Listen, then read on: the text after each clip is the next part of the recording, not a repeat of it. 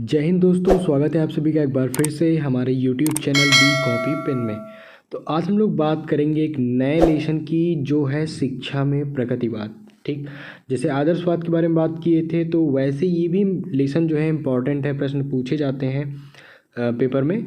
तो शिक्षा में प्रगतिवाद क्या है इसके बारे में समझेंगे और साथ ही सबसे इम्पॉर्टेंट की रूसों की नकारात्मक शिक्षा, जिसको भी इसी वीडियो में हम लोग समझ लेंगे। तो देर न करते हुए वीडियो की शुरुआत करते हैं। तो जल्दी से आप लोग अगर नए हैं हमारे चैनल पे तो सब्सक्राइब कर दीजिए चैनल को। तो चलिए जल्दी से शुरुआत करते हैं कि भाई शिक्षा में प्रगतिवाद है क्या। तो प्रगतिवाद, तो प्रकृति को आप लोग क्या कहते हैं, नेचर कहते हैं, और प्रगतिवाद को अंग्रेजी में हम लोग क्या बोलेंगे, नेचरलिज्म। ठीक, और वैसे ही यहाँ नेचर का अर्थ क्या हो गया, प्रकृति से संबंधित, और जो ISM लास्ट में लगा है ये एक सिद्धांत प्रणालीवाद के लिए प्रयोग किया जाता है। ठीक, तो आपने यहाँ पे समझा नेचर मतलब ये क्या है भाई, जो वाद है ये प्रकृति से संबंधित है। तो प्रकृति से संबंधित सिद्धांतों का अध्ययन ही क्या है, प्रकृतिवाद है। और प्रकृतिवादी शिक्षा में प्रकृति का जो प्रयोग है वो दो अर्थों में होता है, एक तो भौतिक प्रकृति हो गई और एक बालक की प्रकृति हो गई। ठीक, अब भौतिक प्रकृति जो है ये मतलब बाह्य प्रकृति है, लेकिन जो बालक की प्रकृति है इसका अर्थ ये है कि जो बालक की मूल प्रवृत्तियाँ हैं, ठीक, उनके अंदर आवेग, क्षमताओं, जिन्हें बालक जन्म से अपने साथ लेकर आता है। तो बालक की प्रकृति का मतलब यही है, मूल प्रवृत्तियों और बालक के अंदर जो भी क्षमताएं हैं या आवेग हैं जो बालक जन्म के साथ लेकर आता है। तो ये सिंपल सी दो तीन बातें अभी मैंने आपको बताई प्रकृतिवाद से संबंधित। अब थोड़ा सा डिटेल में जानते हैं कि भाई शिक्षा में प्रकृतिवाद से क्या अभिप्राय है। ठीक, तो प्रकृतिवादी का मूल सिद्धांत है यथार्थता, मतलब रियलिटी। तो प्रकृतिवाद किस चीज़ पर बल देती है, रियलिटी पर, यथार्थता पर। ठीक, रियल में कोई चीज़ क्या है, क्योंकि प्रकृति भी एक वास्तविक चीज़ है, यथार्थ में है, विद्यमान है। ठीक, प्रकृति एक ही वस्तु में प्रकृति से पर कोई यथार्थता नहीं है। यही वह विशेषता है जिसके कारण प्रगतिवाद आदर्शवाद और प्रयोजनवाद से भिन्न है। प्रगतिवाद सबसे पुरानी विचारधारा है। इस विचारधारा के अनुसार प्रत्येक वस्तु प्रकृति से उत्पन्न होती है।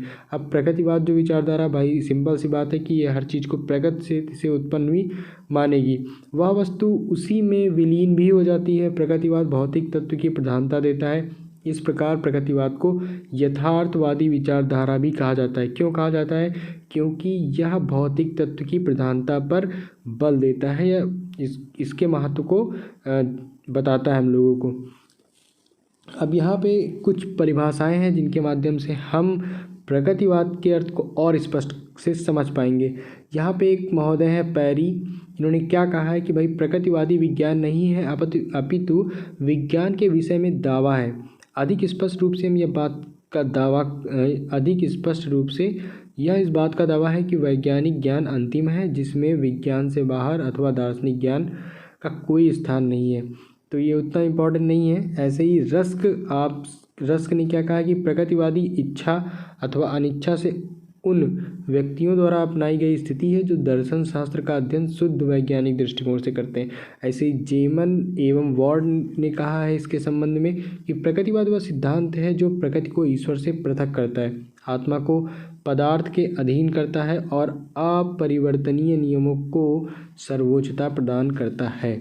तो भाई ये परिभाषाएं हैं, इनसे आप समझ सकते हैं कि शिक्षा में प्रकृतिवाद कि इन्होंने जो प्रकृतिवाद से संबंधित अपने अपने विचार रखे उनके माध्यम से समझ सकते हैं। ठीक, लेकिन प्रकृतिवादी दर्शन की प्रकृतिवादी दर्शन वह विचारधारा है जो प्रकृति को मूल तत्व मानती है। ठीक, अब जैसे आदर्शवाद में क्या था, ये आध्यात्मिकता पर बल देती है, वैसे ये प्रकृति को मूल तत्व मानती है। इस दर्शन के अनुसार यह भौतिक जगत ही सत्य है। मतलब एक प्रकार से जैसे आपने समझा था मूल सिद्धांत इसका क्या है, रियलिटी, यथार्थता। तो जो भी इस प्रकृति में विद्यमान है वही सत्य है। ठीक, तो यहाँ पे आपने समझा। इसके बाद दो कथन और हैं, जैसे यहाँ पे एक कथन ब्राइस का है कि भाई प्रकृतिवाद एक प्रणाली है जिसकी प्रमुख विशेषता आध्यात्मिकता का विरोध करना है। तो ये ब्राइस महोदय ने कथन कहा है, इनको आप समझ सकते हैं। तो प्रकृतिवाद की बात हो गई। ठीक, इसके बाद हम लोग प्रकृतिवाद शिक्षा की विशेषताओं के बारे में बात करेंगे। प्रकृतिवाद शिक्षा, तो पहली विशेषता यही है कि प्रकृति की ओर लौटो, बैक टू नेचर। ठीक, लेकिन उससे पहले हम 2-3 बातें और जानते हैं। जैसे रूसो प्रकृतिवादी शिक्षा का प्रबल समर्थक माना जाता है, इसको आप याद कर लीजिए। रूसो प्रकृतिवादी शिक्षा का प्रबल समर्थक माना जाता है। एडम्स ने रूसो के विषय में क्या लिखा है? कदाचित रूसो सबसे प्रमुख प्रकृतिवादी है जिसने शिक्षा पर जो लिखा है वह शायद ही किसी ने कभी लिखा हो। तो ये कथन उतना इम्पोर्टेंट नहीं है, लेकिन आप समझ लीजिए भाई, एडम्स ने कहा था रूसो के लिए। और रूसो का नाम किस में आता है? प्रकृतिवादी में आता है, तो इसको भी आप ध्यान में रख लीजिए। अब विशेषताएं हैं, जैसे प्रकृति की ओर लौटो, पहली विशेषता है। तो प्रकृतिवादी दार्शनिक के अनुसार प्रकृति के पथ का अनुकरण करना चाहिए। इस दर्शन के अनुसार प्रत्येक वस्तु क्या होती है? प्रकृति से उत्पन्न होती है, आप सबको ही पता है। रूसो ने कहा है कि भाई प्रत्येक वस्तु नियंता के यहाँ से अक्षय रूप में आती है, केवल मनुष्य के संपर्क में वह दूषित हो जाती है। ठीक है, रूसो ने कहा है कि मतलब जो भी वस्तु है वो नियंता के यहाँ से अपने अच्छे रूप में आती है, लेकिन जहाँ मनुष्य के संपर्क में आती है तो वह दूषित हो जाती है। अपनी इस विचारधारा के कारण रूसो ने कृत्रिमता के विरुद्ध आंदोलन चलाया, प्रकृति की ओर लौटने का नारा बुलंद किया।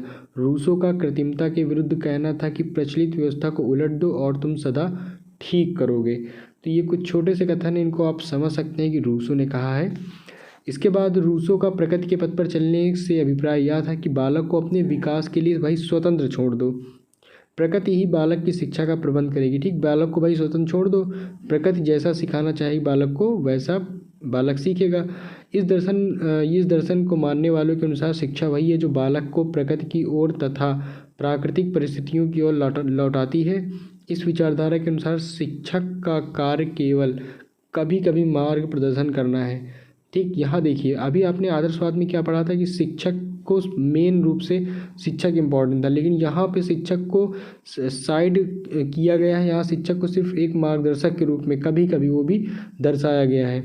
तो उतना महत्वपूर्ण स्थान शिक्षक को नहीं मिला है प्रकृतिवाद में, क्योंकि यहाँ बालक किससे सीखेगा? प्रकृति से सीखेगा। इस प्रकार बालक प्रकृति की देखरेख तथा संपर्क में रहकर अपने स्वयं के अनुभव के द्वारा सर्वोत्तम शिक्षा ग्रहण कर सकता है। तो ये था प्रकृति को लौटो। इसमें बहुत बड़ा लिखा है, अगर आता है पेपर में कि भाई प्रकृतिवाद शिक्षा की विशेषताएं बताइए, तो आप जैसे एक हेडिंग लिखेंगे प्रकृति को लौटो, तो इसमें 2-3 लाइन बस लिख दीजिएगा। अगर आपको रूसो का कथन याद है तो वो भी लिख दीजिएगा, काम हो जाएगा। क्योंकि आपको 5 से 6 पॉइंट लिखने होंगे और प्रत्येक हेडिंग के अंतर्गत आप 1 से 2 लाइन लिखेंगे तो अच्छा खासा आंसर आपका तैयार हो जाएगा। ऐसे ही बाल केंद्रित शिक्षा, देखिए यहाँ पे केंद्र में कौन है? प्रकृतिवाद में बालक है। जैसे आदर्शवाद में कौन था? शिक्षक था। तो यहाँ पे आपको ध्यान रखना है कि भाई बाल केंद्रित शिक्षा, इसकी विशेषता दूसरी है। तो प्रकृतिवादियों के अनुसार शिक्षा की प्रक्रिया में बालक का केंद्रीय स्थान है। देखिए, बालक को बहुत महत्वपूर्ण स्थान देता है। इस प्रकार वे शिक्षा का केंद्र बालक को मानते हैं। शिक्षक पाठ्य सामग्री तथा पाठ्य पुस्तक बालक के पूरक है। इस विचारधारा के अनुसार बालक शिक्षा के लिए नहीं वरन शिक्षा बालक के लिए है। ठीक, तो ये काफ़ी इम्पोर्टेंट बात है। तो और भी काफ़ी नीचे लिखी है, आप चाहें तो इनको पढ़ सकते हैं। बाकी अभी जितना बताया आपको वो इनफ है इसके लिए, इस आंसर के लिए। ठीक, नहीं तो बहुत बड़ा हो जाएगा।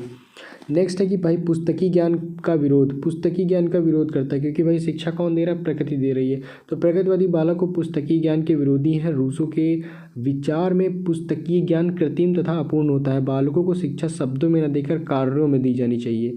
ठीक, और यहाँ रूसो का कथन लिखा हुआ है, चाहे तो इसको पढ़ सकते हैं। बाकी आप पुस्तकीय ज्ञान का विरोध, ये विशेषता ध्यान में रखिए। इसके बाद मानसिक शक्तियों के अनुसार शिक्षा, तो ये क्या है भाई? तो प्रकृतिवादियों के अनुसार बालक की शिक्षा का जो प्रबंध है रुचि, अभिरुचि तथा आवश्यकताओं को ध्यान में रखकर किया जाना चाहिए। मतलब ये है कि भाई बालक की जिस चीज़ में रुचि हो, अभिरुचि हो या उसको जिस चीज़ की आवश्यकता हो, उसके अनुसार शिक्षा दी जानी चाहिए। बालक का विकास उसकी विभिन्न अवस्थाओं के अनुसार होना चाहिए। छोटी आयु के बालकों को गंभीर विषयों की शिक्षा नहीं दी जानी चाहिए। ठीक, तो और बालक की शिक्षा का प्रबंध उसका बौद्धिक स्तर, रुचि, अभिरुचि तथा आवश्यकताओं को ध्यान में रखकर किया जाना चाहिए। तो ये हो गई मानसिक शक्तियों के अनुसार शिक्षा। ऐसे ही सह शिक्षा यानी को एजुकेशन की बात है अगली विशेषता। तो प्रगतिवादी दर्शन के अनुसार बालक और बालिकाओं को भाई अलग अलग शिक्षा देना अनुचित मानते हैं वो। ठीक है, इस प्रकार प्रगतिवादियों ने सह शिक्षा के महत्व को स्वीकार किया। मतलब वो बालक और बालिकाओं को एक साथ शिक्षा देने के पक्ष में है। उनके अनुसार बालक तथा बालिकाओं को एक साथ पढ़ाया जाना चाहिए। तो ये आपने 5 विशेषताएं देखी हैं, बहुत सिंपल से आप इनको ध्यान में रख सकते हैं, पेपर के लिए इम्पॉर्टेंट है। इसके बाद नेक्स्ट है प्रकृतिवाद और अनुशासन का अर्थ बताइए। प्रकृतिवाद और अनुशासन, जैसे आदर्शवाद और अनुशासन के बारे में हम लोगों ने बात की थी आदर्शवाद शिक्षा में, आदर्शवाद वाले लेसन में, तो ऐसे ही प्रकृतिवाद और अनुशासन का अर्थ क्या है।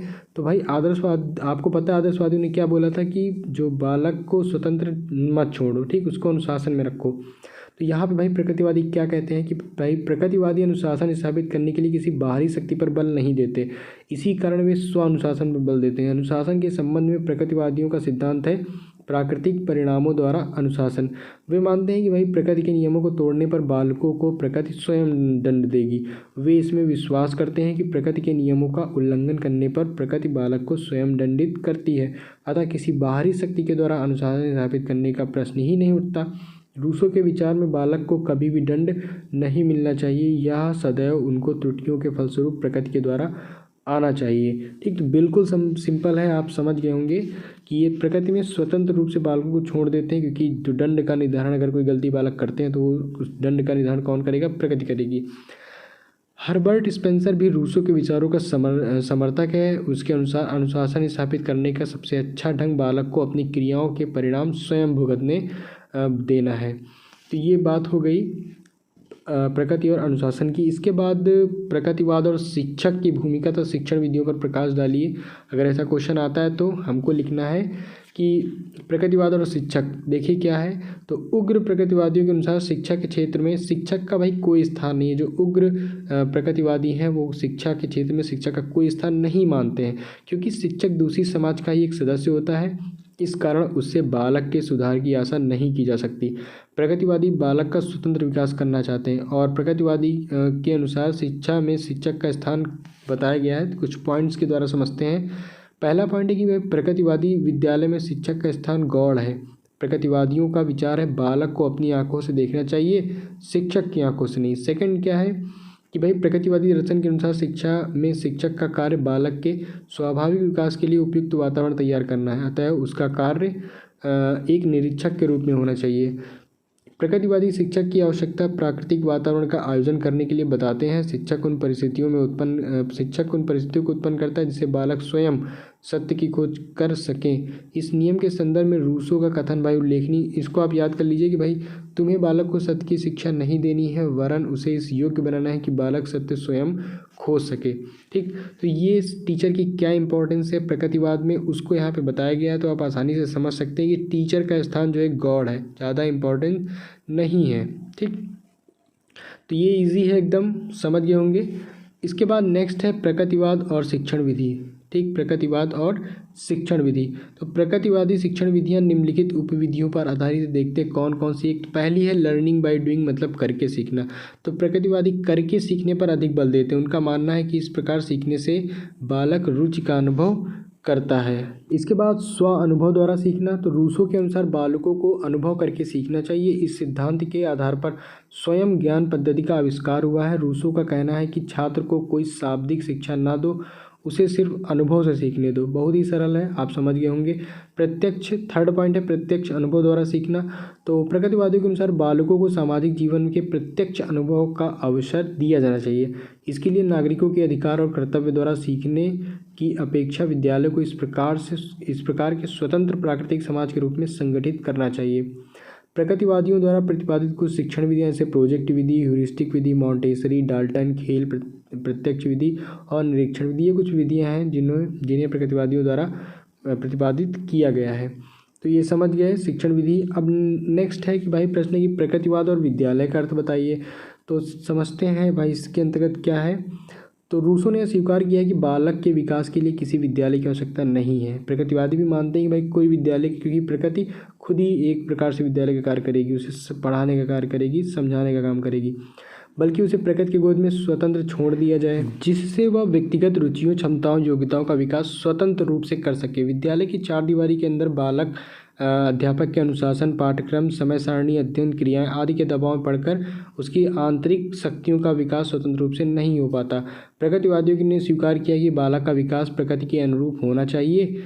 यहाँ प्रकृति के दो अर्थ हैं, एक तो प्राकृतिक वातावरण से, जो कि जैसे रात दिन सुबह शाम होती है, ठीक, इसका अपना समय होता है, इसके साथ क्रियाएं जुड़ी होती। दूसरा अर्थ बालक की प्रकृति से है, जो मैंने शुरुआत में आपको बताया था। इस प्रकार प्रकृतिवादी विद्यालय की आवश्यकता को स्वीकार नहीं करते हैं और बल्कि प्रकृति के गोद में स्वतंत्र रूप से ज्ञानार्जन की बात करते हैं।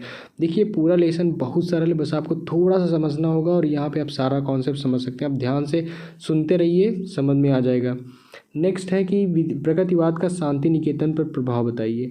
तो निम्नलिखित प्रभाव हैं कि भाई यहाँ कक्षाएँ जो होती हैं भवन में नहीं ली जाती। शिक्षण कार्य पेड़ के नीचे खुले मैदान में किया जाता है। सेकंड, यहाँ प्राकृतिक पर्यावरण में शिक्षा दी जाती है। उसके बाद यहाँ आश्रम ढंग पर शिक्षा दी जाती है। टैगोर ने प्रकृतिवादी तथा बात जो शांति निकेतन नहीं है, जो रविन्द्रनाथ टैगोर से रिलेटेड है, तो यहाँ कैसे शिक्षा प्रकृति में दी जाती थी वही यहाँ पे बताया गया। तो यहाँ टैगोर ने प्रकृतिवाद तथा आदर्शवाद विचारधारा के मध्य समन्वय स्थापित किया है। प्रत्येक छात्र को उसकी रुचि के अनुसार शिक्षा दी है। अब देखिए समन्वय कैसे स्थापित किया भाई। आदर्शवादी कहते हैं विद्यालय होना चाहिए, प्रकृतिवादी कहते हैं प्रकृति में उस बालक को छोड़ दो। तो देखिए इन्होंने क्या कहा कि भाई विद्यालय एक प्रकार से शांति निकेतन जो बनाया है आश्रम टाइप का, वो एक प्रकृति में स्थापित कर दिया है, खुला है। तो मतलब आदर्शवाद की भी थोड़ी बहुत बात पूरी हो रही है और प्रकृतिवाद की, तो इन्होंने समन्वय स्थापित किया, ठीक। और सह शिक्षा भी दे रहे हैं। यहाँ सामूहिक जीवन पर विशेष बल दिया जाता है और यहाँ भ्रमण के द्वारा शिक्षा को महत्व दिया जाता है। देखिए समन्वय स्थापित इन्होंने किया है, ये पॉइंट्स हैं, प्रभाव आप ध्यान में रख सकते हैं।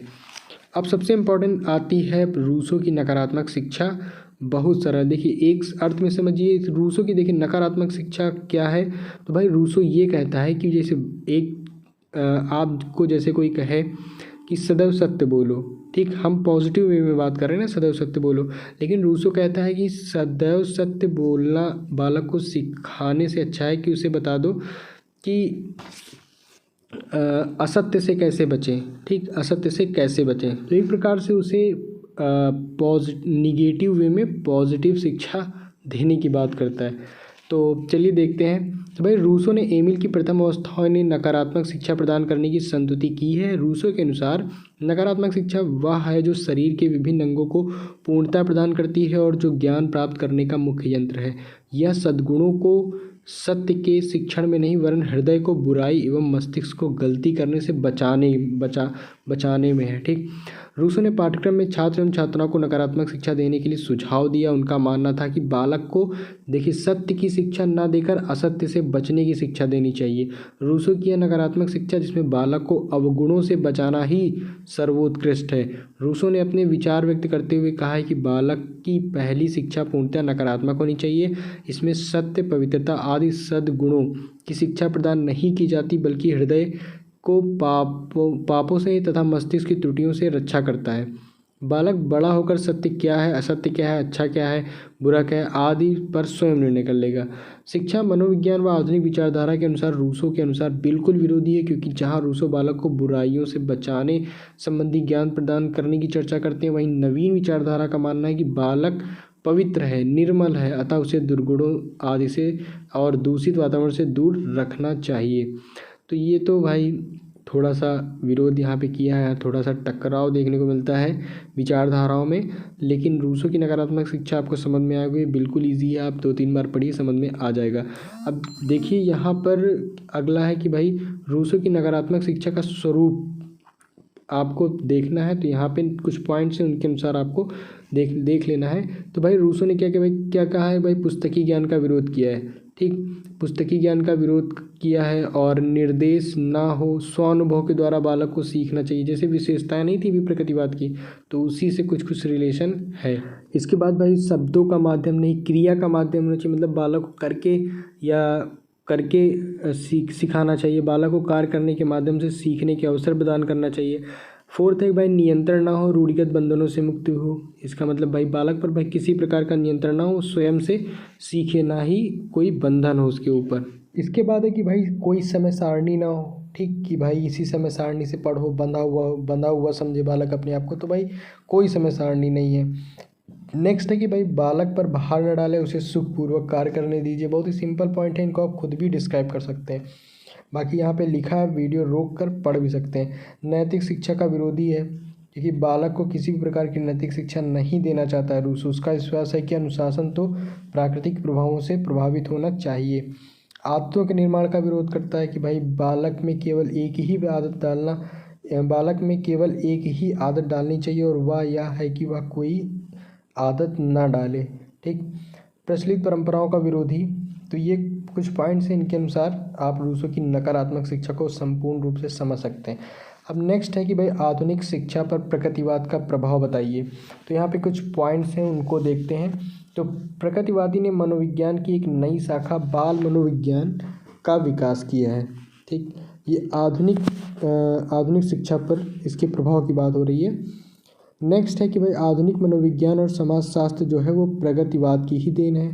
थर्ड है व्यवहारवाद का जन्म किससे हुआ है, प्रगतिवाद से ही माना जाता है। प्रगतिवाद ने ही शिक्षा को वैज्ञानिक दृष्टिकोण प्रदान किया है। अनेक शिक्षण विधियां, खेल, मॉन्टेसरी प्रोजेक्ट आदि प्रगतिवाद की देन है। तो भाई देखिए सब देन है ना प्रगतिवाद की आधुनिक शिक्षा को, तो वही यहाँ पे बताया जा रहा है। प्रगतिवाद की स्पष्ट झलक अनेक शिक्षण सूत्रों में देखने को मिलती है, जैसे सरल से जटिल की ओर, स्थूल से सूक्ष्म की ओर। ऐसे ही प्रगतिवाद ने इस सिद्धांत को जन्म दिया है कि निरीक्षणात्मक एवं वस्तुनिष्ठ विधियों पर मनोविज्ञान की प्रगति निर्भर है। ऐसे अनुशासन के क्षेत्र में प्रगतिवाद बालक के दमन विरोधी है। यह विचारधारा बालक को पूर्ण स्वतंत्रता देने के पक्ष में है। यह प्रगतिवादी विचारधारा ही है जिसने समाज और समाजशास्त्र का वैज्ञानिक अध्ययन प्रारंभ किया। प्रगतिवादी विचारधारा बालक की शिक्षा के लिए शिक्षा साधनों की आवश्यकता अनुभव करती है। प्रगतिवाद विद्यालय में स्वतंत्रता के वातावरण पर बल देता है। प्रगतिवाद ने शिक्षा और ज्ञान की सभी शाखाओं पर बहुत गहरा प्रभाव डाला है। तो ये प्रभाव आपने देखा लगभग 12 पॉइंट्स के माध्यम से, तो ये आप समझ सकते हैं। तो इस प्रकार आपने जो हमारा लेसन चल रहा है शिक्षा में प्रगतिवाद, जितनी भी बातें थी सारी बातें आप लोगों के सामने रखी गई हैं। आप आसानी से इनको समझ सकते हैं। 1 से 2 बार इसको पढ़कर आसानी से आप समझ जाएंगे। बाकी अगर अच्छे से एक ही बार पढ़ रहे हैं तो फिर भी आपको समझ में आ जाएगा। तो जितनी बातें थी मैंने आपको यहाँ पे बता दी है। अब एक चीज़ बचती है, वो है अति लघुत्तरीय प्रश्न। तो उनकी चर्चा हम अपने अगले वीडियो में कर लेंगे, नहीं ये वीडियो भी काफ़ी लंबा हो जाएगा। ठीक। तो वीडियो में अंत तक बने रहने के लिए आपका बहुत बहुत धन्यवाद। मिलते हैं हम लोग अपने अगले वीडियो में इसी लेसन के महत्वपूर्ण प्रश्नों के साथ।